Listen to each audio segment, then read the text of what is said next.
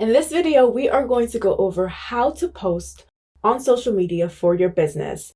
And make sure you stick around until the end because I'm going to share with you 4 free websites to schedule social media posts for your business.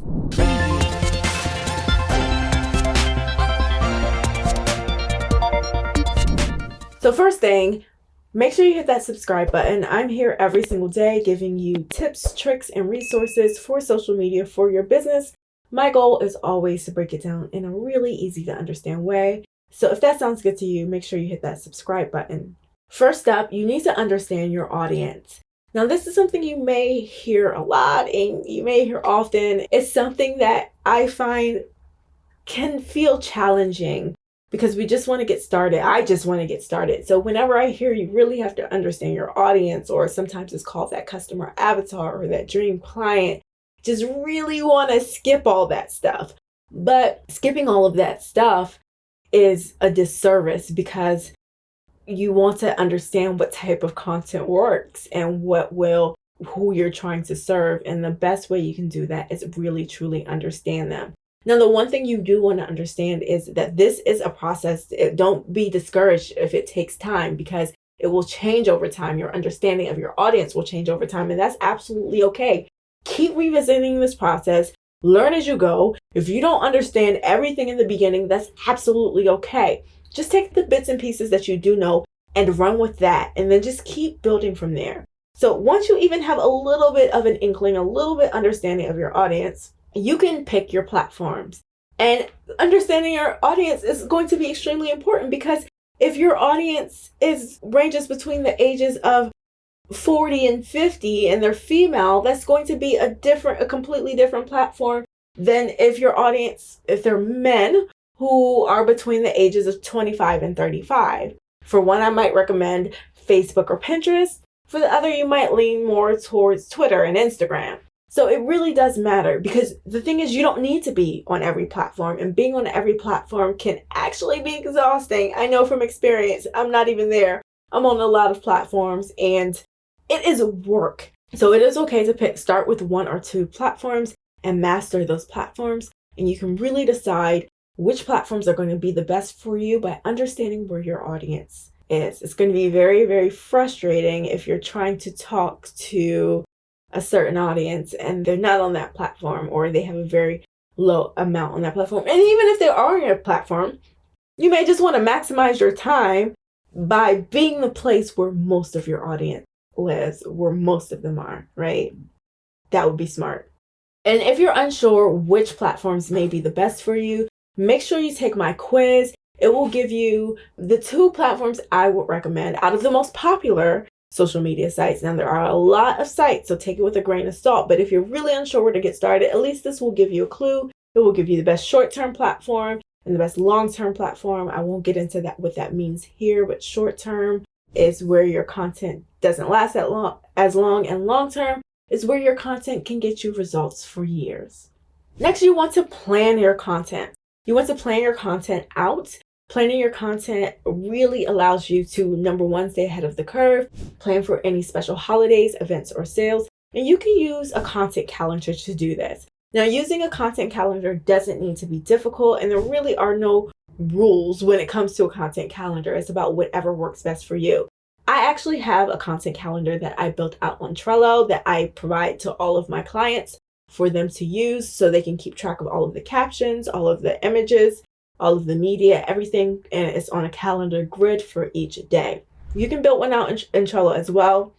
You can also use Google Sheets, or you can even use some sort of software to be able to store your content and build out your content calendar. But I highly, highly advise it because having that plan will set you up for success and make it a lot easier to plan out and implement your content strategy on social media. So that brings me to use a scheduler. So as I mentioned, you can use a software to store your content, but that same software can actually be your scheduler where you schedule out all of your content. Now, I won't get into it here. I have a whole video on the benefits of schedulers and covering all the different types of schedulers, and I'll give you 4 free ones at the end if you stick around for that. But schedulers allow you to schedule all of your posts for all the platforms in one location versus having to log in and log out of platforms, which can be absolutely tedious. It's a great place to manage all of your community management so that you can engage with anyone who interacts with your post and making sure that your audience is being served in that way. And it also can provide you analytics, which can be extremely valuable, letting you know the top posts, which your audience, what they're connecting to. It can give you engagement details and how many people follow your account, just all of those metrics that a lot of times you want to track and follow and stay on top of. That scheduler can provide it to you at a glance, which is extremely, extremely beneficial. And even sometimes it gives you fun graphs. So here are 4 free sites to schedule your social media content. Number 1, Hootsuite. Hootsuite is a very well-known platform. It has its pros and cons, just like any other schedulers.